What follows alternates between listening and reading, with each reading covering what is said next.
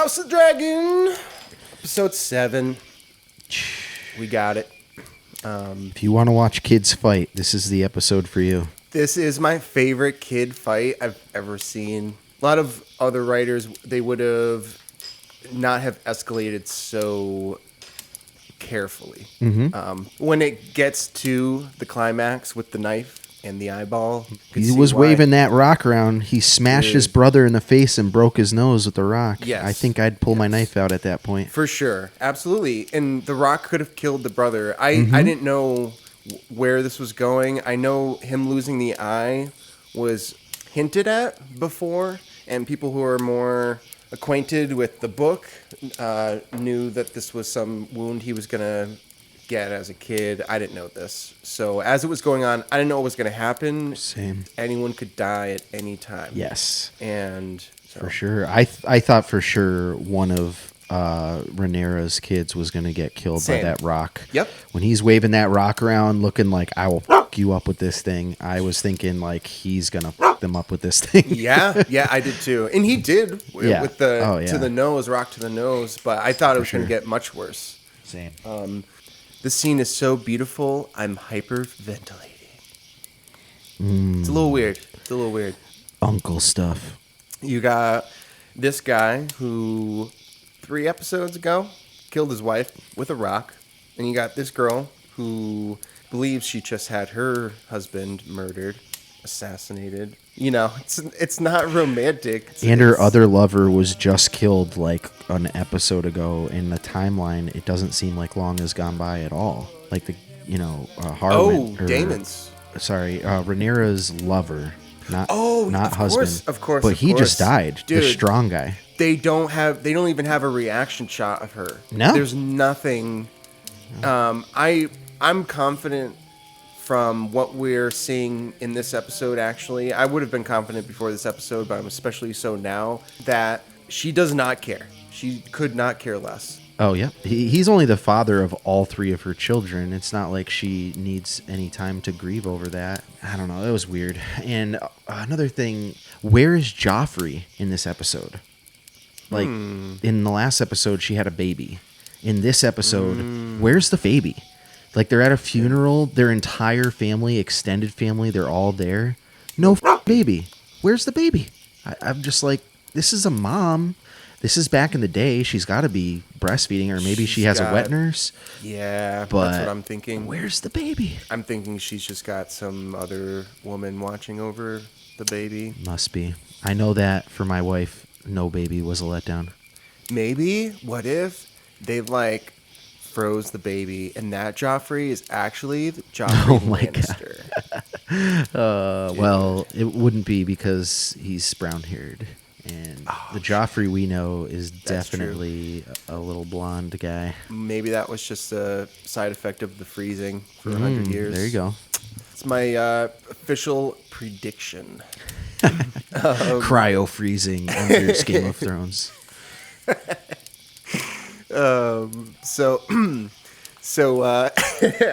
Sarah, HOTD, spoilers, says, "My parents." Just funny. You know what I was thinking when they're hooking up again? I'm like, okay, if these two have a baby, at least the hair will match up, and she could say "Oh, this was for my husband before he died." He won't be black, but he'll have white hair. It's true. She's Silver. actually about to have a less suspicious baby. Yeah, exactly. You should have done this 10 years ago. For sure. There was a couple lines in this between Rhaenyra and Laenor about trying to have a baby. I do not care. I know a lot of people are going to be like, she felt like she had to have kids, and so that's why she did what she did. And obviously, they did try to be a good couple because they said so. It's I don't believe them. In the same scene, Rhaenyra told him, you have a good heart and you're a good man. There's actually one of the memes here is about that. But yeah, I don't know. She's not a character that I'm going to take her word for anything. No. Especially her judgments on other characters. No. This is a representation of 21st century strong, independent women. So clearly, you have a problem with strong, independent women. No, I'm just kidding. A lot of people are seeing it that way. I know. So I know that's weird. why they're portraying her like this. In the Yeah. conversation when they're walking on the beach, her and Damon, and she's just like, I did everything I could to keep my affair with Harwin Exactly. secret. And it's like, no, you didn't. You had 3 of his kids. Like, what the fuck? How could you possibly keep that a secret? You know what you could have done to not have it look like you were committing a crime that's literally like punishable by death? It's not doing the crime that's punishable by death. You crazy. Yep, I agree. Or you could have that life not as the heir. So Right. like you could have left. Rescinded your right to the throne. That's what I or your think she claim. should have done. Yeah. I will say it. I believe I said it in the last episode. Now I'm sure I'll say it again. I'm not saying she shouldn't have had the life that she wanted. I'm saying she shouldn't have tried to have that life while also being heir to the throne. Correct. It's both of those things together that I think was very wrong, very, very wrong. And the collapse that is inevitable at this point is it all stems from her wanting both of those things. She should have chosen between the two, and I think her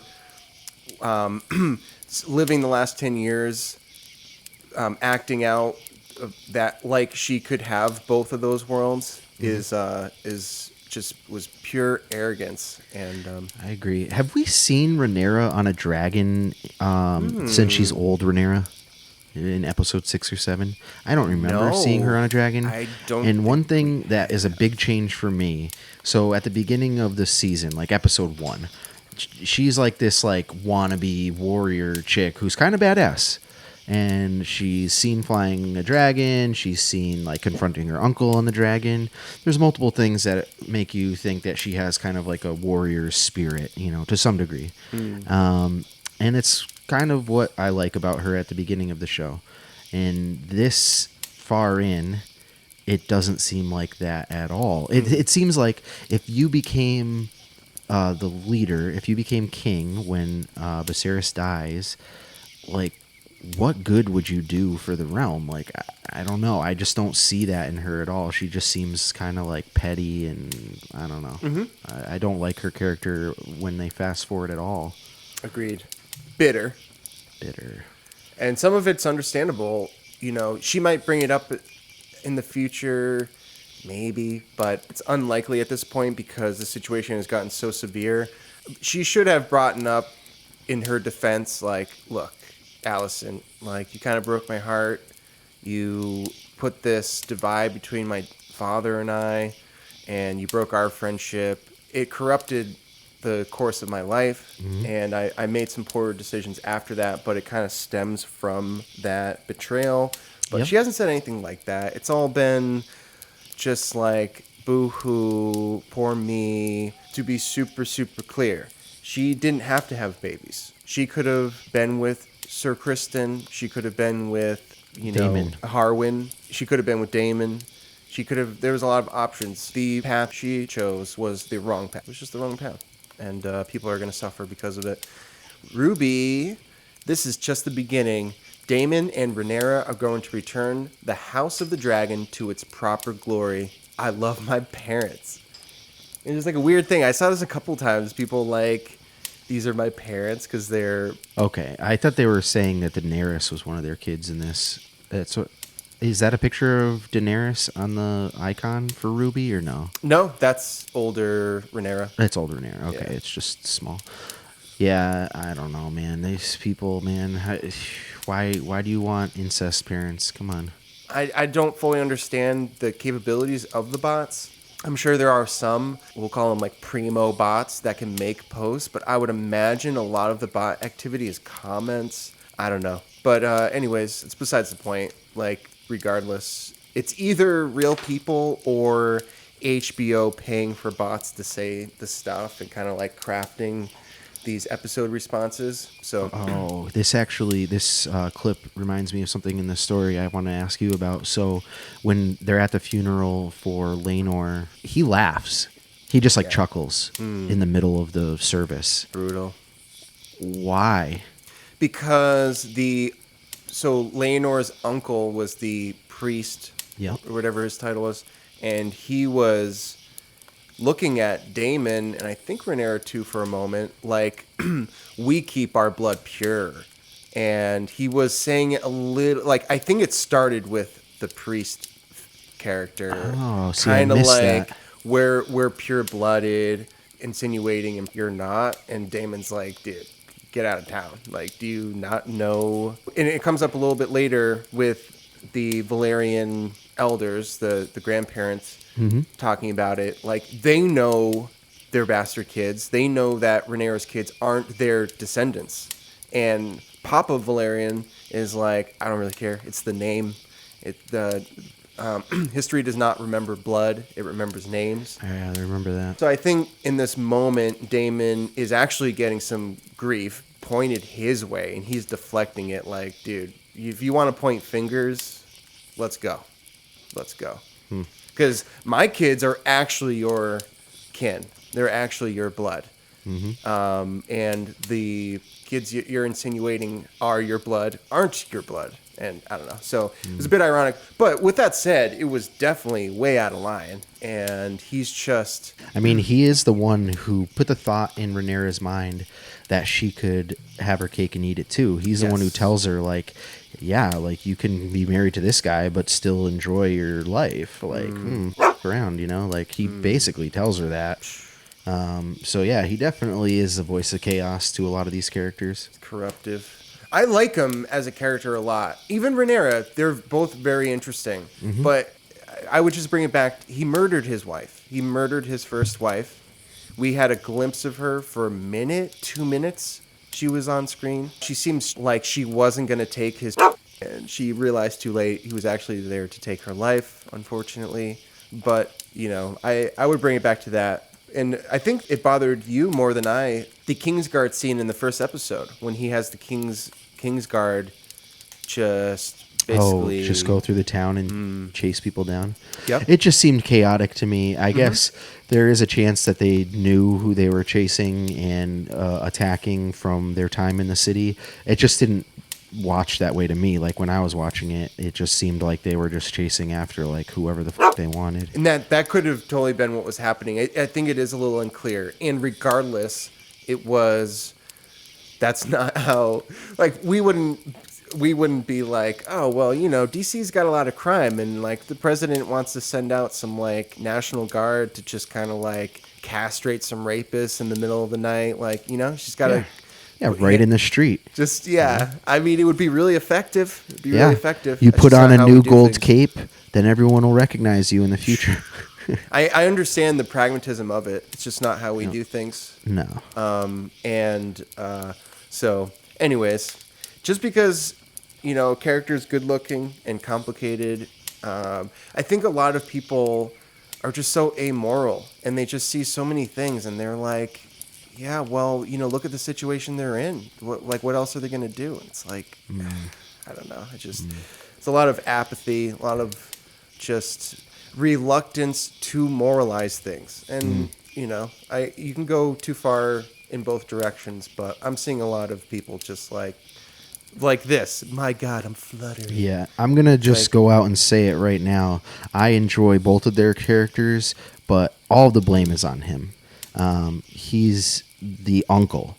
Imagine going after your brother's daughter. Like, you're a vermin. It's unforgivable. Yeah. I would say, in her defense, I'm totally sympathetic for Rhaenyra because she grew up with him. They put in a lot of work in the first episode to show her. In the second, she looked up to him, and she really romanticized the warriors and the fighters. Definitely. And he was just all the things that she romanticized. Her own family, her blood. She talks about, in the first episode, she talks about Targaryen blood and the dragons, that without the dragons, Targaryens are nothing. All their power is gone. Right, without there's regular people. And he's got his dragon. And there's so much about him. Also to mention, the Targaryen, they're not totally against the inbreeding and so there's so many things. That's all. I in my opinion, that's all in for him. Yeah. All the blame is on him in that situation. Just to go along with what you were just saying too about her being attracted to that kind of like warrior that he is and the dragon guy, whatever. When they have their love scene in episode 7, you know, Finally, walkie, talkie, fucky. All of a sudden they're doing it, and she's literally rubbing his scars, like she's touching his battle scars during it. Yeah. But while we're on that scene, something that I was like, why is this? They're walking on this beach. I'm like, all right, where are you? You're in like really formal dress. You didn't walk that far. And you're on this beach somehow alone, even though you're the heir apparent, and you should have bodyguards or whatever you would call them. Especially because they're on she's on foreign ground. Yeah, she's in Westeros, but she's on somebody else's territory, and like it is more dangerous than normal. They're not at King's Landing. Definitely. My whole thought during their walk was like someone's watching them. Someone is seeing this. I think there was. They didn't show it, but I was thinking that the whole time, dude. Same. Like, how could they were just in the wide open, and then they just come to this like random like half a shack that's like out on the beach. Like, what is this shack? Where are they? How did they get there without anyone seeing them? It just didn't make sense to me. If someone came and was like, "I saw you on the beach," that would make more sense. I think there was somebody watching them. There's through Game of Thrones and from the beginning of this show, it reiterates and shows us over and over. They're always being watched. Like there's always, especially in that setting, maybe not in, the king's bedroom, but on the beach. Yeah. Like, yeah. Right after a funeral that had multiple houses there. Like secret security is everywhere. They must be. Yeah. I mean, she has to have a literal bodyguard. She is the heir apparent. It's like the Secret Service. Like, you might have been a president 40 years ago, but those Secret Service are still going to be around you. They are. Yeah. It just doesn't make sense. And the kids. And the kids, right. I agree. I thought when we first see the kid, Aegon's younger brother, who I have some things to say about him too, but... Aemon. Oh, I remember.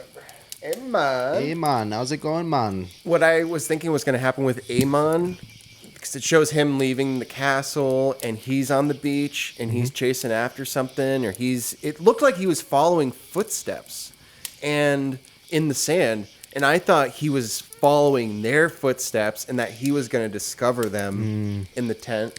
I knew he was going for dragon. My dragon senses were tingling. I told Leah, I was like, he's going for that fucking dragon. Damn. That was a great scene. While we're on the subject, I really liked the scene where he kind of befriends that dragon. It was like, it was like when he went down into the dragon cave that they have under the castle.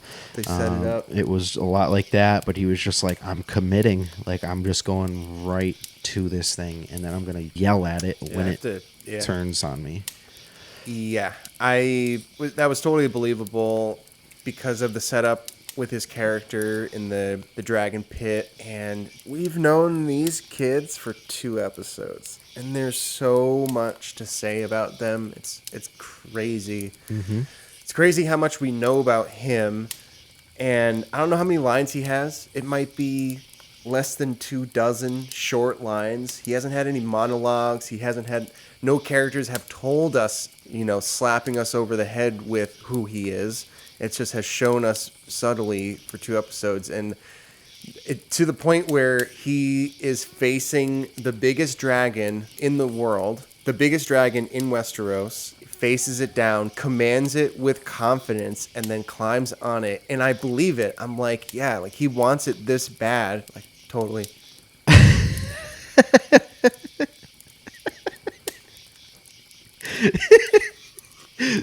That's a really good one. That's pretty good, right? I mean, they're royal, all right. The Royal Tenenbaums. It even looks like them. Dude, it's so nice. I didn't even catch this when it first happened, but Viserys said, "I'm going to bet Emma." Poor Alicent. Poor Alicent. This scene, puppy dog face. I had hoped to bear your children the few times we lay together I hate the gods for making me as they did.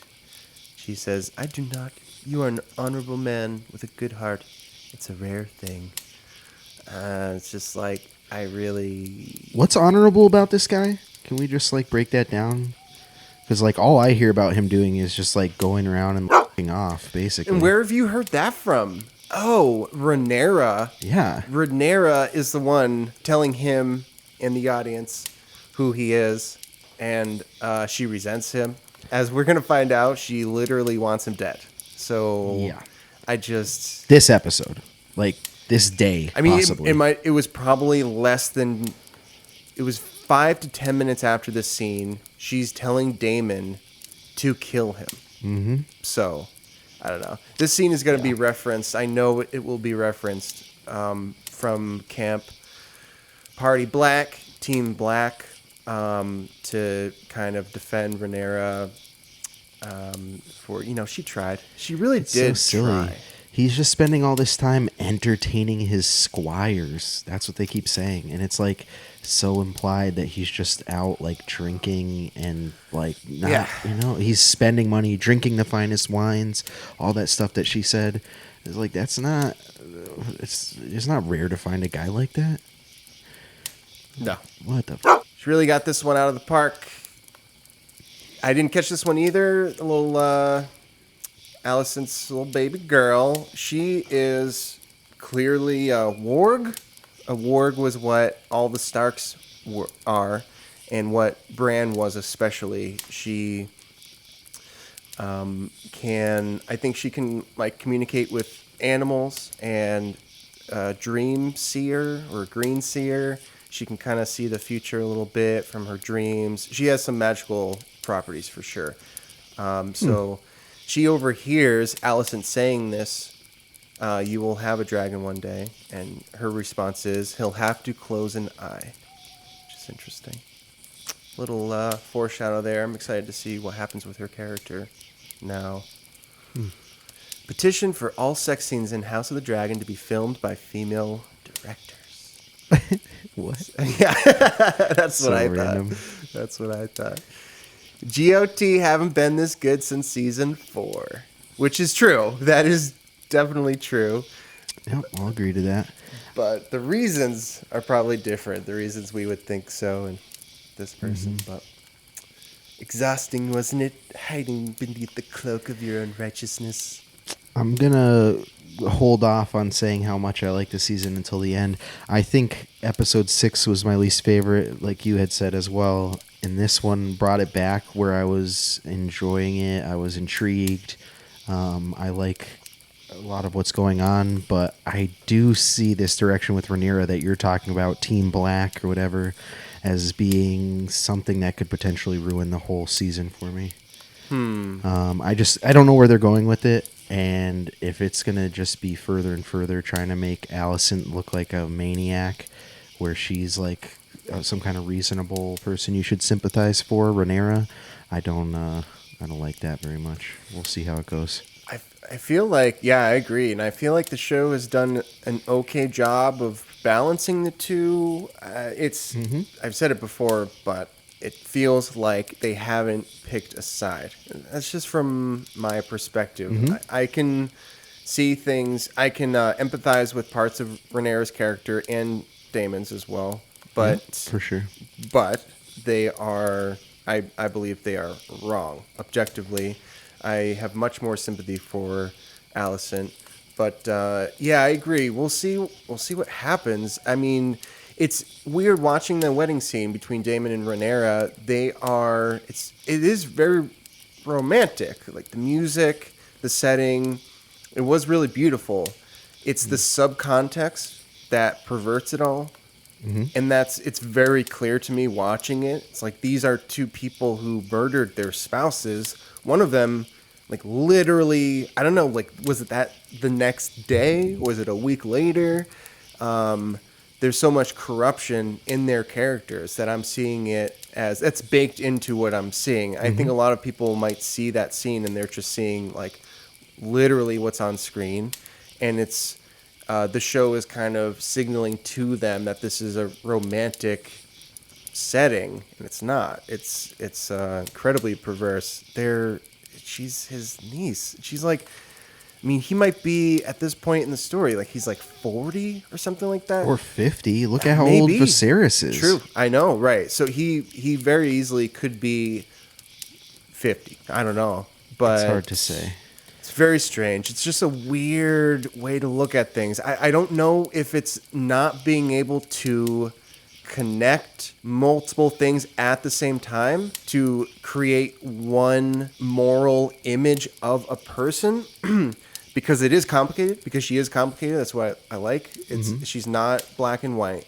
But it's either that, it's either just not being able to pull all the pieces together and hold them all together at the same time, or it's a refusal to moralize her. So I mean, one of my favorite things about the show that I feel like was really coming through in the last couple episodes is that all of the characters are flawed. Like, even if there's a character who is making decisions based off of morality, which isn't like the common thing to do, but it is, Allison, Viserys, you see them make a lot of decisions that are based on morality. They're not trying to be nefarious characters, but they also are flawed, and you see like a lot of things that are going wrong with their character and their actions as things play out. Yes, absolutely. Would agree. Some of the most noble characters do have some flaws as well. And conversely, some of the most flawed characters have positive attributes as well. Interesting. Kind of like real people. Let's do a part 1. That'll stop there. Good place to stop. We'll come back with a part 2. Because I want to spend some time... Definitely want to spend some time with Allison in the Valerian Hall. She has a moment. She grabs a knife. There's a kerfuffle. She kind of goes after a kid for a second with a knife. But I think it would be good to talk about, see if we have some different thoughts on that. But okay, bye-bye. I'll see you later. And until next time, use your head.